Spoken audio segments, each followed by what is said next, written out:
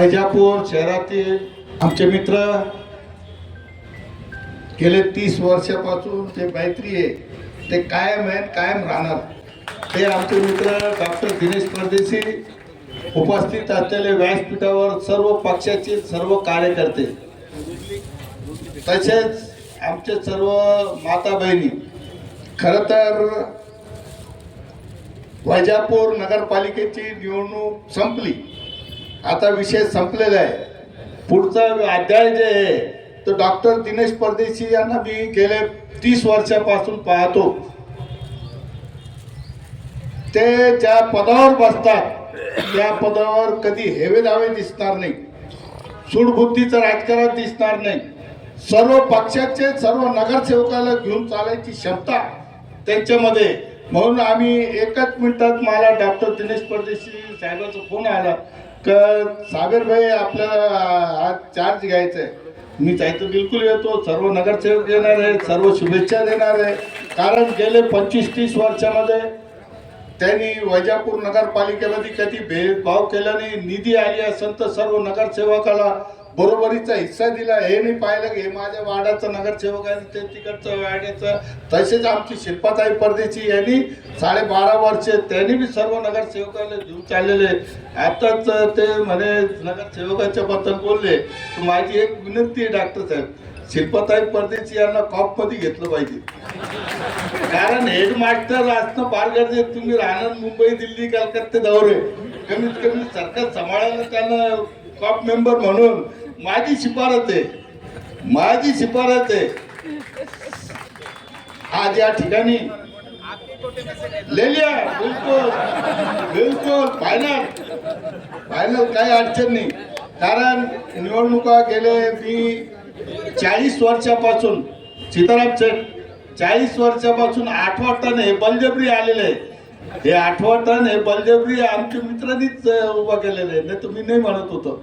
हे इकडे एक विगोत साहेब, दुसरे हे डॉक्टर म्हणे एक लढा बाकीचं जाऊन दे, त्याच्यानंतर करू नका. हे बलजबरी निवडणूक लढलेली. म्हणून आज या ठिकाणी खरोखरच आपले वैजापूर शहरातील नगराध्यक्ष डॉक्टर दिनेश परदेशी हे अतिशय स्वच्छ कारभार आणि स्वच्छ माणूस, अतिशय चांगलं काम करतात.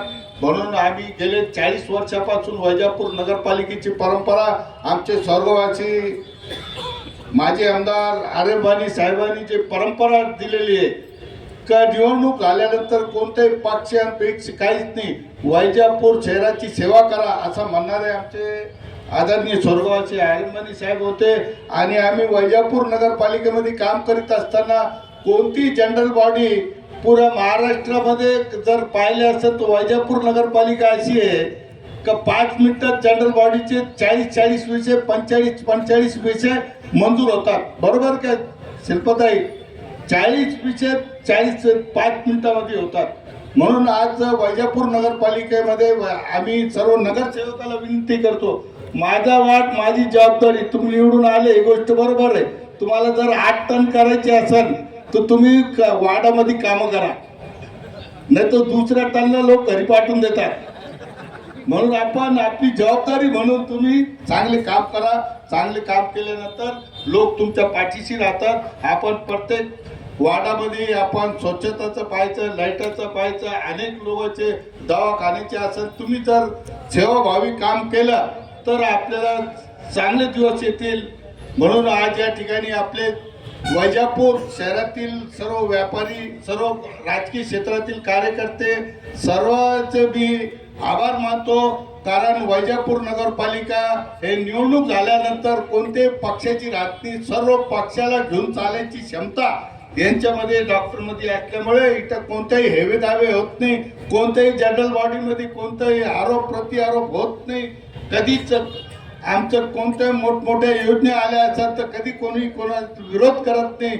म्हणून येणाऱ्या काळामध्ये वैजापूर शहर अतिशय झपाट्याने विकास झाला पाहिजे त्या दृष्टीने. कारण वरती शिवसेना भाजप युतीची सरकार असल्यामुळे, तुम्ही डॉक्टर साहेबांचे संबंध चांगले असल्यामुळे आपल्याला निधी जास्त येईल.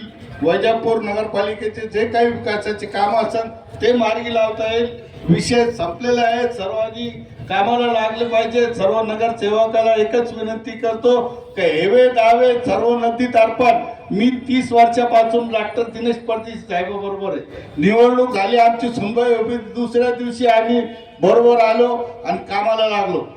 कारण आपण ज्या जनतेचे अपेक्षा असतात की आपल्या विकास झाला पाहिजे, शहराचा विकास झाला पाहिजे, त्या दृष्टीने आपण सर्व